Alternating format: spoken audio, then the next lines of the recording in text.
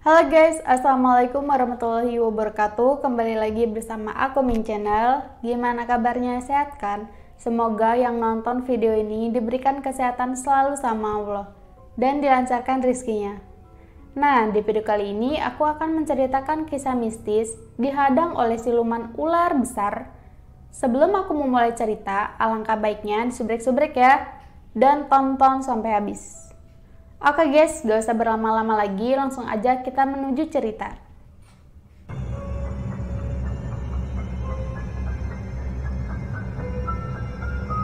Sore itu acara peresmian perkebunan di Gambung Ciwidey, Kabupaten Bandung.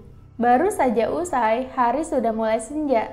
Padahal acara itu sudah dimulai sejak pagi. Namun karena acaranya banyak dan panjang, dilanjutkan dengan berbincang-bincang di antara dengan para ahli dan para pejabat Kementerian Pertanian tentunya.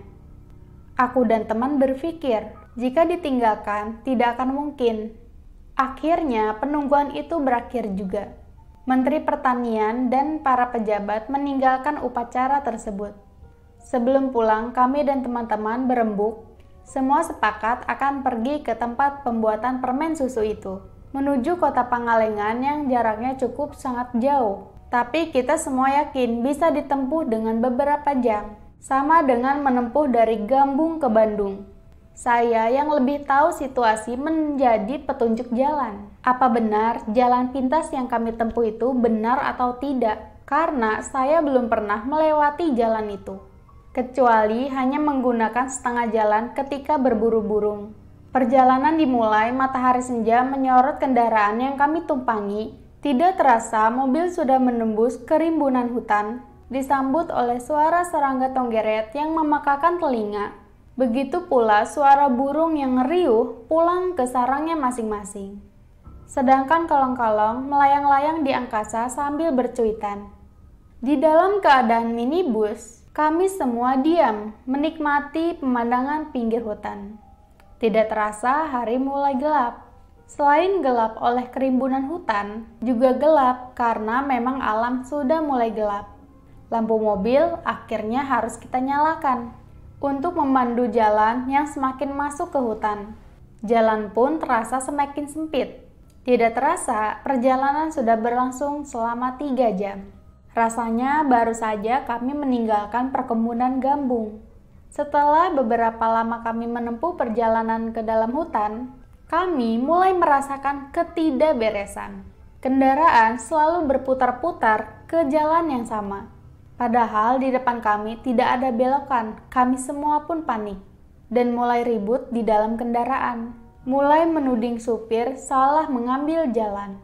Bila melihat patok jalan hutan, kami disasarkan hingga 4 kali putaran. Hal ini terbukti dengan mengamati patok hutan. Yang kami lihat hanya patok itu-itu saja. Semua penumpang pun mulai berdoa, minta petunjuk sama Allah yang Maha Kuasa, agar dimudahkan dan diberi jalan keluar. Dari tengah hutan belantara Gunung Tilu, dari dalam mobil hanya terdengar suara doa-doa yang memohon kepada Allah. Sehingga suara itu bergema keluar. Setelah beberapa lama kami berdoa, tiba-tiba tersorot oleh lampu mobil, ada seorang kakek yang sedang berjalan di pinggir mobil kami. Dengan memberanikan diri, saya pun turun dari mobil. Kendati hati ini bergetar dengan keras, saya mulai menanyakan jalan ke desa Warnasari. Karena kami kesasar keliling di tengah hutan, si kakek yang wajahnya tidak terlihat jelas menjawab pertanyaan saya. Nanti di depan ada belokan ke kiri, kamu ikuti saja jalan itu, katanya. Kalau diperhatikan, suara dari bapak itu terdengar seperti sengau, tapi karena kita semua panik, keganjilan itu tidak diperhatikan. Namun, kami semua dikejutkan oleh suara auman harimau ketika beberapa meter kami meninggalkan kakek itu. Tentu saja, yang paling kaget adalah saya. Kalau saja orang yang bicara itu menjelma menjadi harimau jadi-jadian, tentu saja saya yang pertama akan diterkam. Setelah agak ribut sebentar, terdengar sayup-sayup seperti orang mengaji. Suara itu terdengar sangat jelas di telinga kami. Dan terlepas dari suara itu, kami menemukan sebuah belokan yang jalannya sangat mulus. Ketika kami tengah asik menyusuri jalan, tiba-tiba kami dikejutkan oleh sebuah halangan pohon yang berwarna hitam. Semua penumpang pun berteriak bagaimana cara membebaskan jalan itu dari batang kayu yang melintang di tengah jalan. Lampu mobil masih tetap menyorot.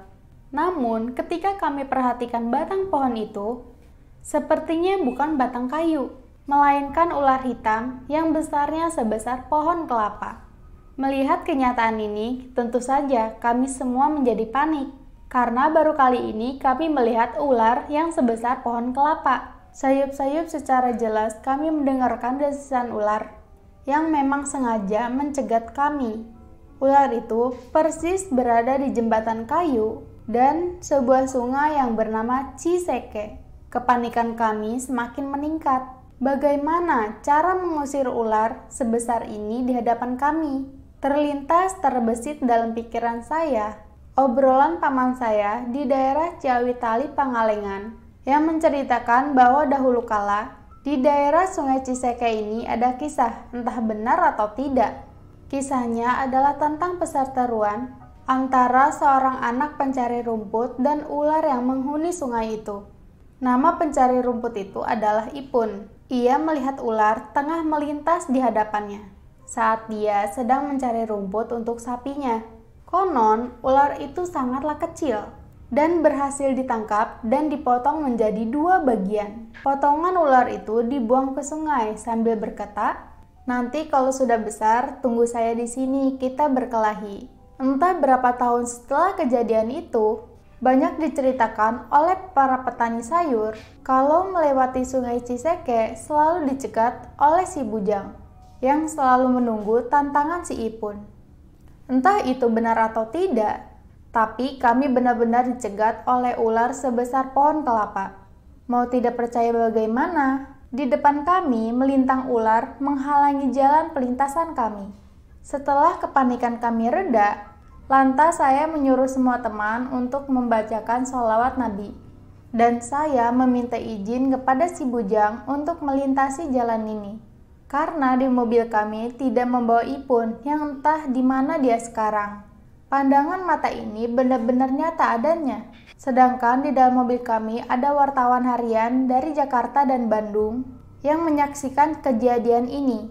Beberapa menit setelah kami membaca salawat Nabi, perlahan tapi pasti ular itu pergi ke sungai Ciseke yang tidak terlalu besar. Kami semua menyaksikan keanehan yang tidak akan mungkin terjadi kembali. Memang, ular yang tidak nampak kepalanya itu ekornya buntung. Entah siapa yang pertama kali menamakan ular itu si bujang.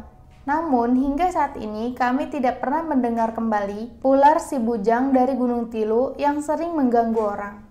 Karena Ipun katanya sudah lama meninggal dunia. Ia adalah seorang penduduk kampung pulau yang menjadi tukang rumput untuk memberi makan sapi-sapi di daerah itu. Beberapa menit kemudian kami menemukan desa Warnasani.